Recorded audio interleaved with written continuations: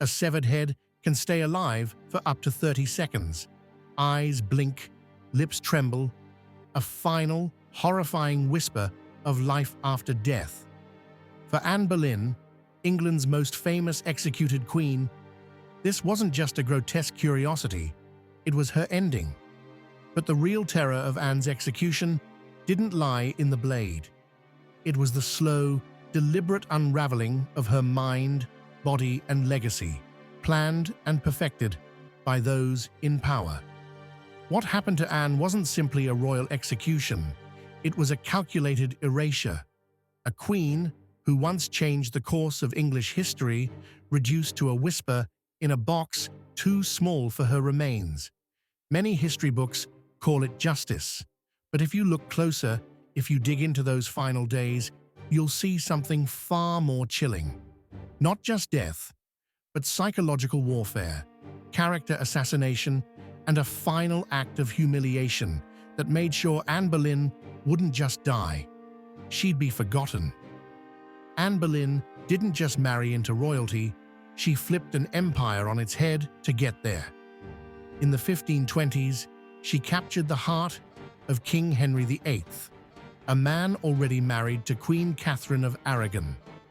Anne wasn't just beautiful, she was smart, witty, and politically shrewd. She held Henry at bay for years, refusing to be his mistress.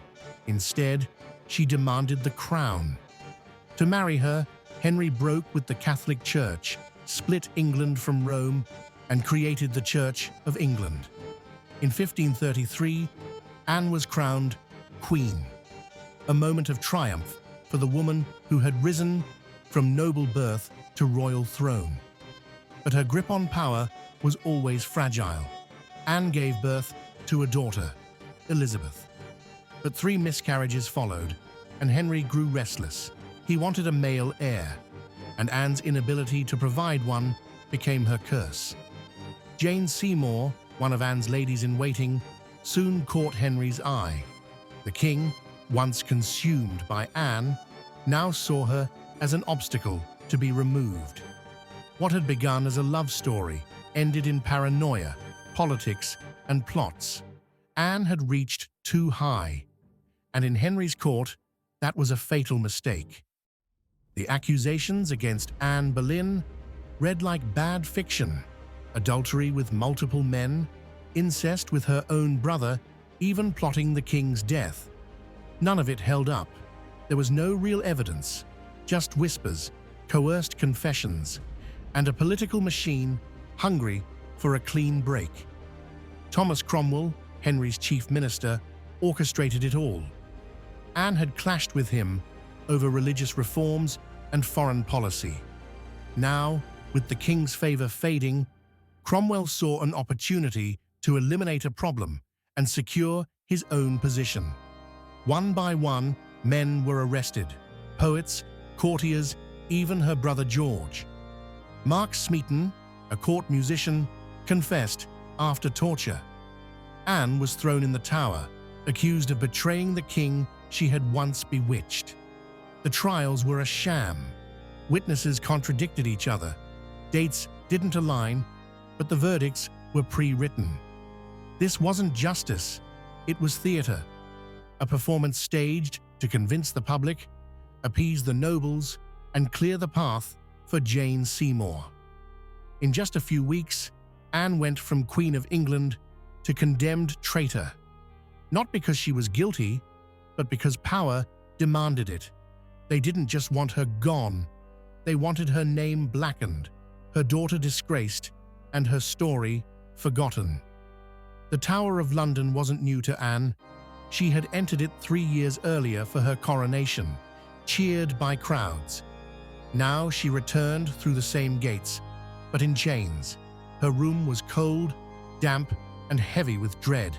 Every day her execution was delayed, and every day she waited. That waiting was its own kind of torture. Anne's ladies reported mood swings, tears one moment, laughter the next. Some called it grace, others breakdown. Modern psychologists would call it dissociation, the mind separating from reality to survive trauma. she barely slept. On the last night of her life, records show Anne took communion at 2 a.m., kneeling for hours, eyes wide, whispering prayers into the dark. When the guards came, she was already awake, laughing softly with her ladies, not from peace, but from emotional collapse. The uncertainty, the silence, the isolation. It was all deliberate. No one comforted her. No one fought for her. She was alone, mentally unraveling under the weight of betrayal. And still, they kept her alive just long enough to make her death a spectacle. Anne didn't walk to her death broken by guilt. She was broken by fear, by time, and by the slow drip of psychological cruelty. If you're finding this history as intriguing as we do, I'd like to kindly ask you to click the like button. It truly helps support this channel and allows us to keep bringing you more stories that often go untold. And if you'd like to continue exploring the past with us, please consider subscribing and turning on the notification bell. That way, you'll always know when a new episode is ready. Thank you for being here. And now, let's return to the story. May 19th, 1536. The sun rose bright over London, a cruel contrast to what was about to unfold. Anne Boleyn was led out of her chambers, walking the same halls where she once reigned as queen. But now, she was flanked by guards, not in honor, but to prevent escape. Her court, once filled with admirers, stood silent and cold. The scaffold on Tower Green wasn't tall like in the movies. It stood only 3 feet high, low enough for the crowd to sneer directly at her. This was no solemn affair. It was a public show. Spectators laughed, jeered, and pointed. Even her blindfold wasn't a courtesy. It was to stop her from flinching, which might have botched the strike. Anne was allowed to speak, her voice steady, yet forced to praise the very man who betrayed her. "Good Christian people, I am come hither to die," she said. A carefully measured statement, not to clear her name, but to protect her daughter. Then came the sword. Henry had paid for a French executioner, known for clean single blows, but Anne didn't know him. In her final seconds, she knelt upright, lips moving in prayer. The swordsman crept behind her silently, his blade hidden. One swift strike, and it was done. Or was it? Witnesses claimed her lips moved after the head fell, that she whispered, that the soul hesitated before leaving the body, and when it was over, there was no coffin. Just a wooden arrow chest, barely big enough. Anne Boleyn was no longer a queen, just a body in a box. Death wasn't enough. Henry wanted Anne forgotten. Her remains were buried hastily beneath the chapel floor, unmarked, without ceremony. Her portraits were removed from palaces, her royal insignias chiseled away. Even her name became taboo in court. Anne's daughter, the future Queen Elizabeth I, was declared illegitimate. Her household dissolved overnight. The erasure was total. Anne Boleyn had been queen, a mother, a woman who changed the course of history. But after May 19th, 1536, she was treated as if she had never existed. Not even death earned her dignity. She was not just executed, she was deleted.